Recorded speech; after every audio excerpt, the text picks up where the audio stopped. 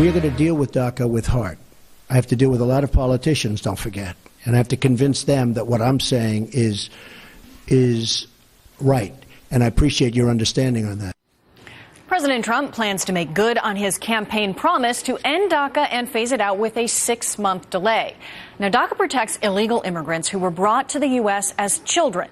Republican Congressman Steve King supporting the idea, but he is opposed to the delay, tweeting, quote, "Ending DACA now gives a chance to restore rule of law. Delaying so Republican leadership can push amnesty is Republican suicide." Let's bring in our panel. Justin Sayfie is a former spokesman to former Florida Governor Jeb Bush, and Michael Starr Hopkins is a Democratic strategist. Thank you both for being here today. Thanks for having us. Let's talk a little bit about how difficult this could potentially be for the president. He's talked about dealing with dreamers with heart, but at the same time, many Republicans have urged him not to take this action. Now it's sort of been put in the hands of Congress to get something done in this 6-month window. What's the likelihood that that will actually work, Justin?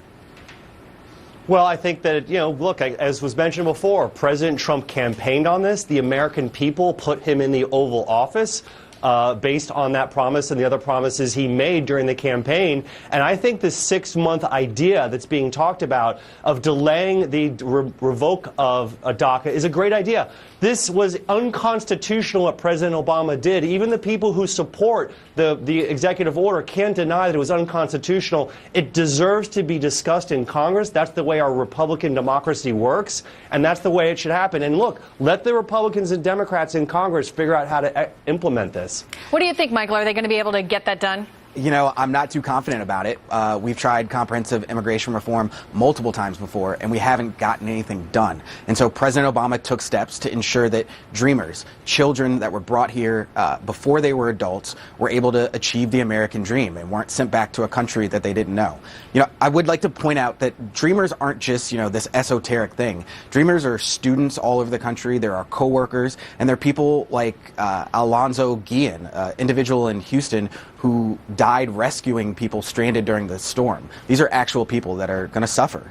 I want to bring in some sound we have from a Congressman, Ron DeSantis, Republican from Florida. Take a listen. We ran on a certain set of priorities for the American people. The president ran on it. And if you look so far, the cupboard has really been bare. Promised to repeal and replace Obamacare. Haven't seen that done. Said we were going to tackle spending and debt. Haven't seen that done. We have all these promises that are unfulfilled, that I think moving on to something that's controversial that a lot of Republicans didn't run on, I think that would be a mistake. Congressman DeSantis really lays it out there, all the things that the Republicans have not accomplished. Why would we think they would be able to get something done on this issue that is so fraught on immigration and these 800,000 people whose lives are literally hanging in the balance, Justin? Well, I'm sorry, Congressman DeSantis. He's a member of Congress. He's basically criticizing himself and criticizing the members of Congress. And that's no reason, in my view, to punt this issue and to not deal with this issue. The executive order by President Obama was unconstitutional. And now people like him are arguing that we shouldn't take this issue up in Congress because we don't think we can get it done. Well, then maybe members of Congress who feel that way should step aside and let other people run for Congress who will address the issues that this country needs to have addressed. For anyone to say this issue is too complex for Congress to address, the answer isn't to have an unconstitutional executive order by a president of the United States. They all take an oath to uphold the Constitution, and if they don't feel they can get the job done, then they should step aside and let other people run for Congress and address these issues. It's fairly unlikely that congressmen will just give up their seats. It's unlikely to see that, and I doubt we'll see it in the next 6 months or so.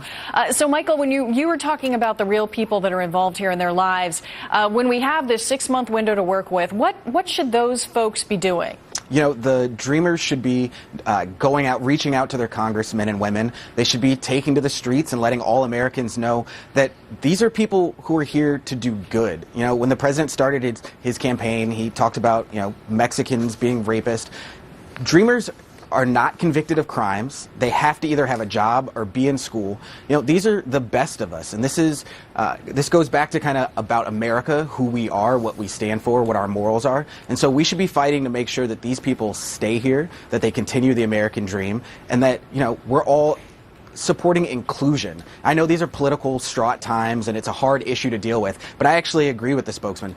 We do need to solve these problems, and having temporary 6-month policies don't work. We need to sit down and agree that this is something we have to deal with. That's right. Justin, just quickly, we have just a few seconds left here at the end, but these are promises that the president ran on immigration, and there were a lot of hardliners that voted for him because of these promises.